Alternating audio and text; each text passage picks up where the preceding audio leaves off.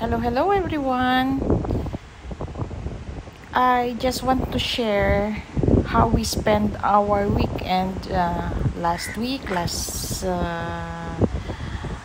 Sunday, yesterday.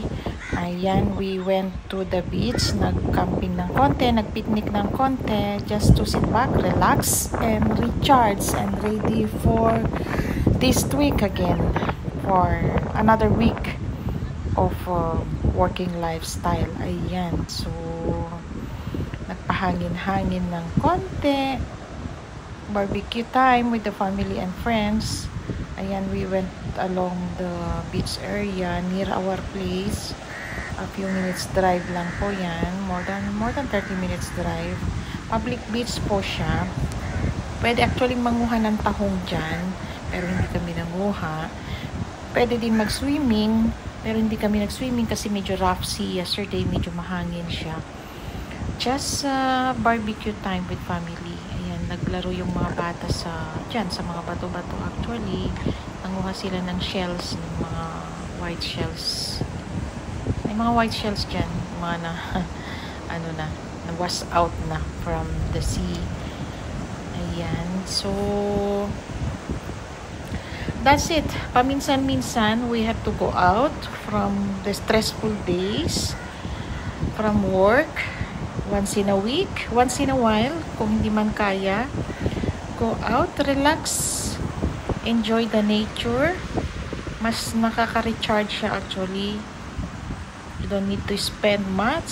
Simple life, simple living.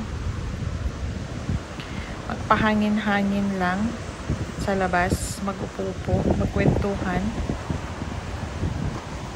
Ayan, maglakad-lakad sa tabing dagat. Masarap kaya maglakad-lakad sa tabing dagat. Nakaka-relax, nakaka-recharge, peaceful mind. Maraming mga ibon actually dyan, pinakain namin ng konting sobra ng makain namin. Ayan, so that's it. Ready for another week. Ready for another working week.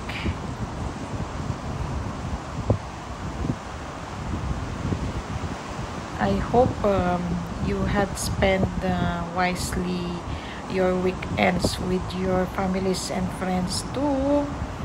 Or if not, nakapag-rest man lang properly, ready for another battle, another 1 week battle. Ayan, hope you really had a good day as well. Sunday well spent. Thank you for watching. Bye-bye.